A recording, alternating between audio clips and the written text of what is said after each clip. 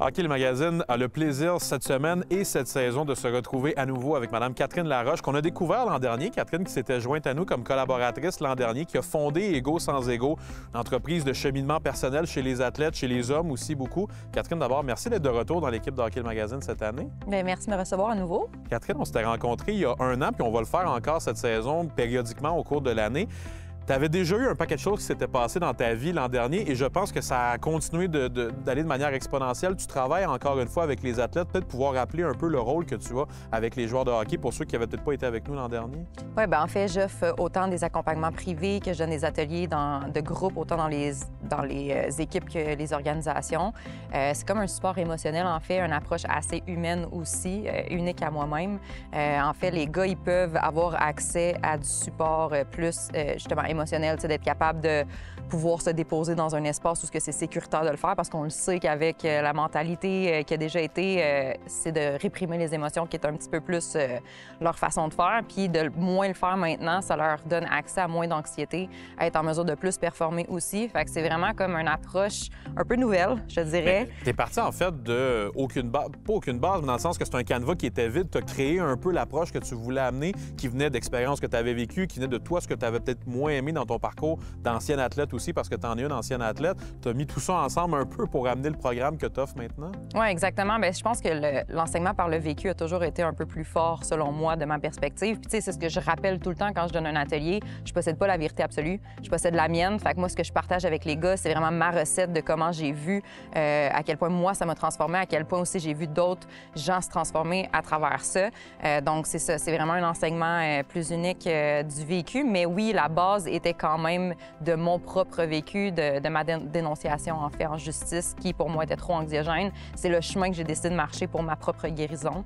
Donc, ça a parti en flèche. Catherine, pour cette première capsule aujourd'hui, tu voulais nous parler de 4 corps que tu utilises et je vais te laisser l'expliquer de la bonne manière. Je m'imagine lorsque tu arrives dans un vestiaire de hockey en disant « Bon, messieurs, on va parler de nos 4 corps aujourd'hui. » Vas-y de la manière avec laquelle tu l'expliquerais aux gens. Je sais qu'on n'a pas le même temps que tu utilises dans un atelier, normalement dans un vestiaire, mais quelle est cette approche-là?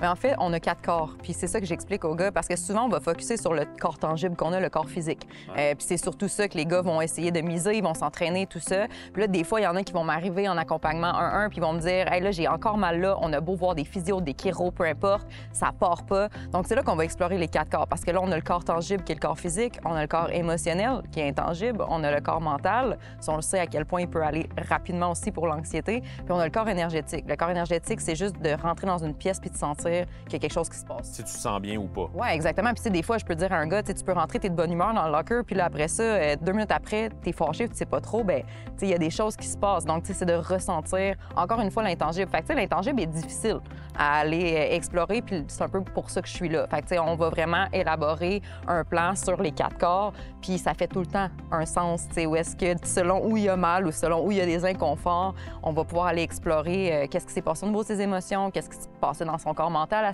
à ce moment-là.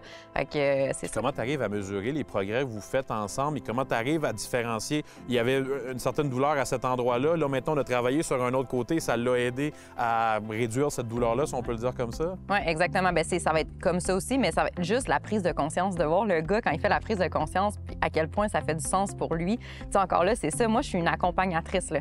Tous les efforts, tous les succès, même les échecs, ça leur appartient à eux selon comment ils vont mettre les outils en place. Puis c'est exactement ce qui se passe dans ces moments-là. Donc, dès qu'eux, ils ont la prise de conscience, dès qu'eux font un changement, parce que juste de là, aller écouter l'émotion ou écouter la croyance qui s'est passée pendant cet inconfort-là, bien, il fait un lien tout de suite, puis il peut travailler. Tu sais, des fois, ton corps fait juste te parler que tu as besoin de repos, mais on est tellement axé sur le corps physique puis à le pousser qu'on n'écoutera pas nécessairement les autres corps. Fait que selon moi, c'est un signe. Quand ton corps est rendu à se blesser ou à faire mal, c'est un signe que tu n'as pas écouté les autres corps. Es-tu bien reçu en général quand tu arrives dans un vestiaire et que tu parles de ces côtés-là? Moi, dans la manière que tu m'en parles, ici, on est assis dans un aréna, tout est calme. Je m'imagine quand tu arrives dans un vestiaire de hockey, ça doit être un autre genre d'environnement aussi. Tu veux recréer le calme un peu pour pouvoir amener les points que tu veux développer avec eux? Non, mais je pense que l'ouverture, déjà là, à la base, quand j'arrive en territoire connu, bien, pour eux, ça a déjà été fait. Ils ont déjà eu leur prise de conscience. confiance. Puis oui, c'est bien reçu parce qu'ils sont tannés. Tu sais, Ouais. quand ils viennent à moi, c'est qu'ils sont vraiment Il y rendus a eu à un essayer. processus qui les a amenés à se rendre jusqu'à Exactement. toi. Ils ont déjà essayé beaucoup de choses. Puis là, c'est comme un appel de venir vers cette approche-là.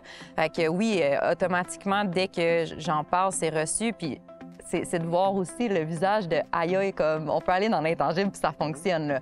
Donc ça aussi, c'est mon petit plaisir à moi personnel là, de voir ce lancement-là. Là, Oui, tout à fait. Catherine, merci beaucoup d'avoir été avec nous pour une première capsule. On va te retrouver pour trois autres chroniques au cours de la saison. C'est un plaisir de te revoir avec nous dans l'équipe cette année. Merci à toi.